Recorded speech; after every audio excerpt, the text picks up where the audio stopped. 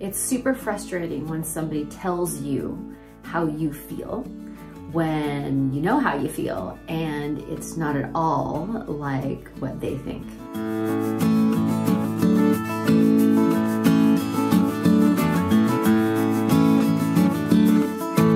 I'm Stacy Rocklein, and I'm on a mission to eradicate loneliness. And to do that, we have to have good communication in our relationships.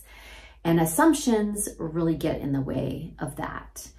So before I became a coach, I considered myself a really good read of people. And that was true to some degree. I picked up the skill of hypervigilance when I was a kid.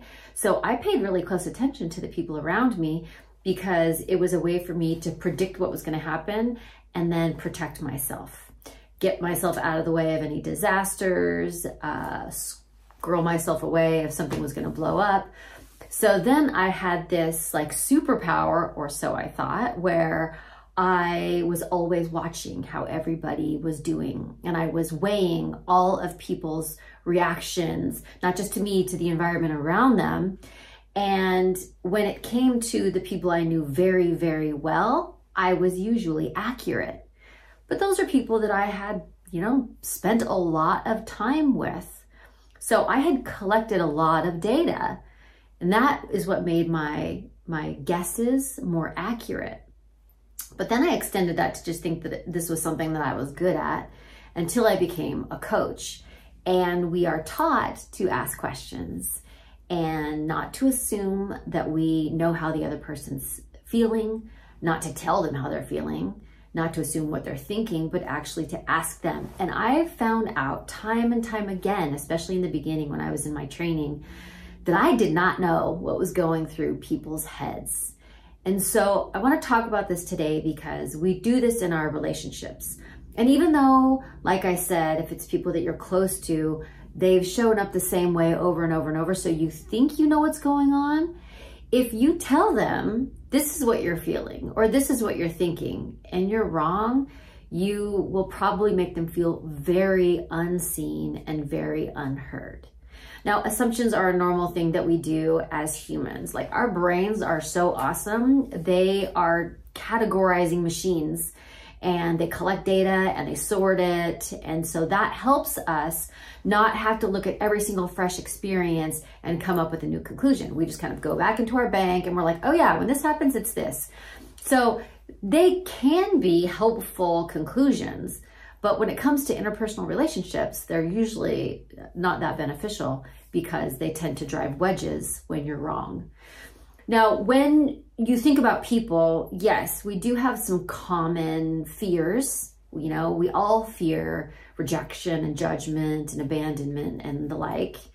And we all want to move ourselves away from pain and closer to pleasure. And we all emit energy signals that are, for anybody who's paying attention or keeping track of, can be kind of obvious in a general sense, like something's wrong or something's right. But that's sort of where it ends.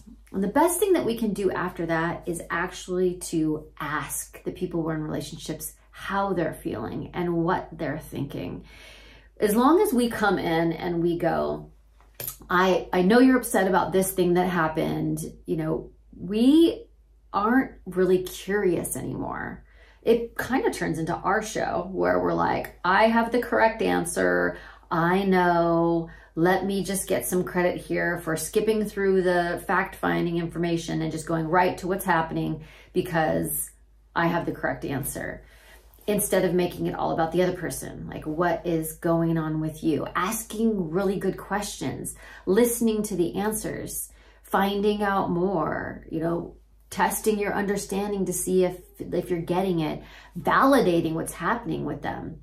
That's how we put it back into like them being the spotlight of the communication. Great, we felt their energy and we had the correct assumption that like something's off. But now when it comes to details, assumptions only get in the way.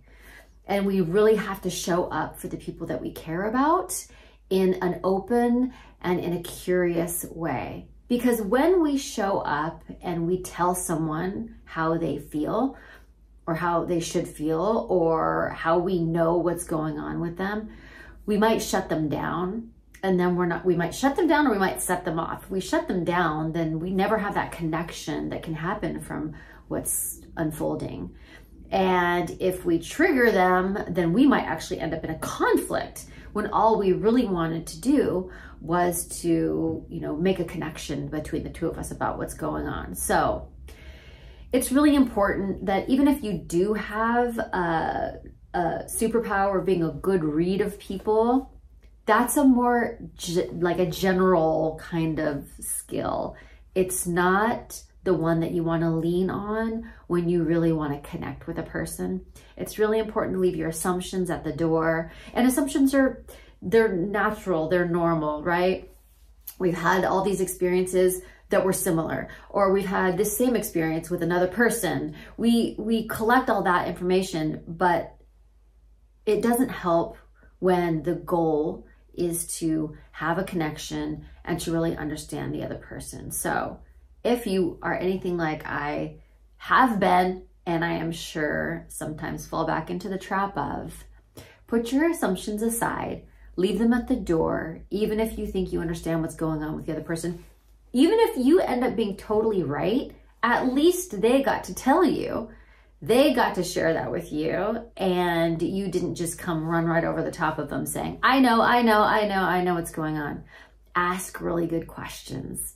And that's how you will see each other. That's how you will hear each other. That's how you'll understand each other. And that's how you build those connections that if someone's having a hard time and they're feeling isolated or lonely, will help them close that gap, so that you guys can come back into communion with each other and continue to deepen your relationship.